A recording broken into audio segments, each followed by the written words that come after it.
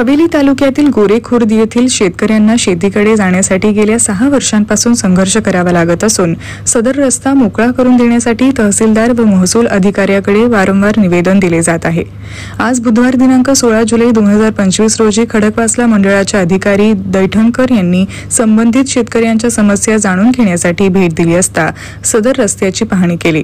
यावेळी शेतकरी शेतमालक विनायक जावळकर, रामदास जावळकर, राजेश गुप्ते, रघुनाथ अप्पा जावळकर, रोहिदास जावळकर, काशीनाथ जावळकर, राकेश जावळकर, पुष्कर जावळकर, अमित जावळकर, तुषार जावळकर, अक्षय जावळकर, चेतन जावळकर, छाया जावळकर, शोभा जावळकर, विपुल जावळकर, मारुती जावळकर, सोमनाथ जावळकर तसेच इतर शेतकरी व मजूर उपस्थित होते। गेल्या 6 वर्षांपासून होत असलेला त्रास शेतकऱ्यांनी मांडला असता पाया पडून अधिकाऱ्यांकडे रस्ता मोकळा करण्याची विनवणी केली। सदर विषयावर अहवाल तयार करून लवकरात लवकर शेतकऱ्यांना त्यांचा रस्ता मिळवून देऊ असे आश्वासन यावेळी अधिकारी दैठणकर यांनी दिले।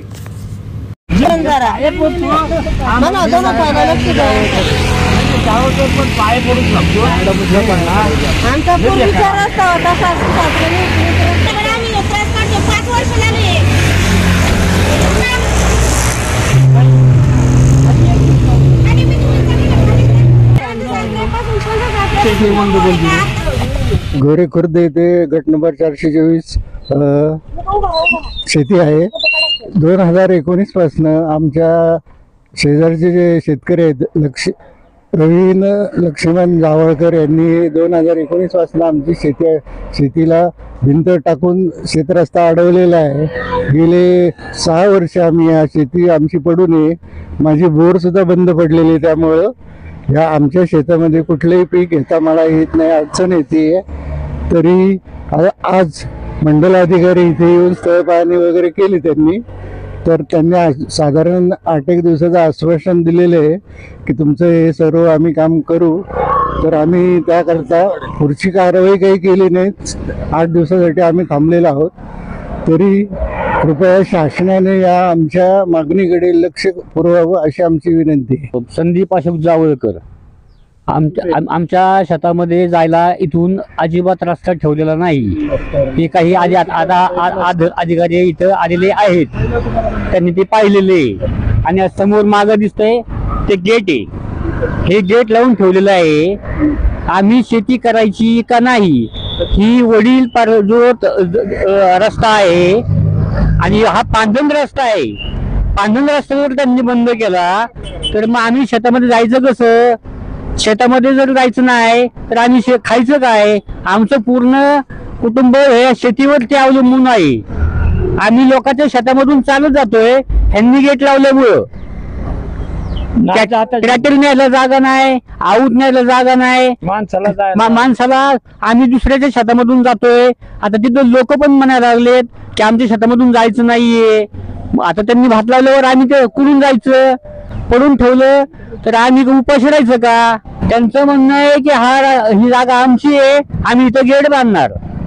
पण असं नाही ना की हा पांढरा रस्ता आहे पहिल्यापासून आहे। आता माझं वय जरी कमी असलं तरी आमचे हे वडील आहेत, हे वडील पारजी सांगतायत सगळे की हा पहिल्यापासून रस्ता आहे, पांढरा रस्ता आहे, काय आम्ही इकडनं जायचो। त्याची अडवणूक केली, त्याची अडवणूक केलेली आहे आणि आम्हाला आहे ना इथनं रस्ता मिळावा हीच विनंती आहे, बाकी आमचं काही म्हणणं नाही। लय वर्ष 50-60 वर्ष झालं शिकून जातो, पण त्यांनी गेट टाकून रोड शेतकऱ्यांच्या अडचणी केल्या। आता शेतकऱ्याचं कसं आम्ही पडून राहिले आमची, आम्हाला पोटभर आहे, काय आधारच नाही। काय शेतीमध्ये भात लावतोय पण ते लावता येईना ना, काय भात लावतोय पण लावताच येईना, रस्ता नाही, आऊत न्यायला जागा नाही, माणूस जायला जागा नाही, जमीन पडू नये।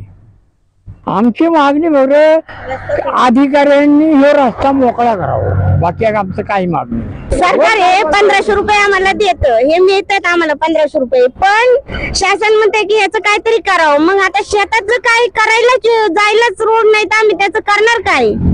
हा, त्याचा उपयोग तर झाला पाहिजे ना त्या पैशाचा आमचा. त्यामुळे हे खोलून दिलं पाहिजे शासनाने आमचं हे सगळं. हा, सगळं शेतावरती आमचं पोट आहे. ते पिकलं तर आम्ही खाणार, नाही तर काय खाणार आम्ही? मग उपाशी राहायची बाजू आली. डोक्यावर ही वजी व्हायची. बरं ते बी वाढली असती, पण इथूनच न्यायला जागा नाही. 2-2 गेट बसवलेत आमच्या शेताला.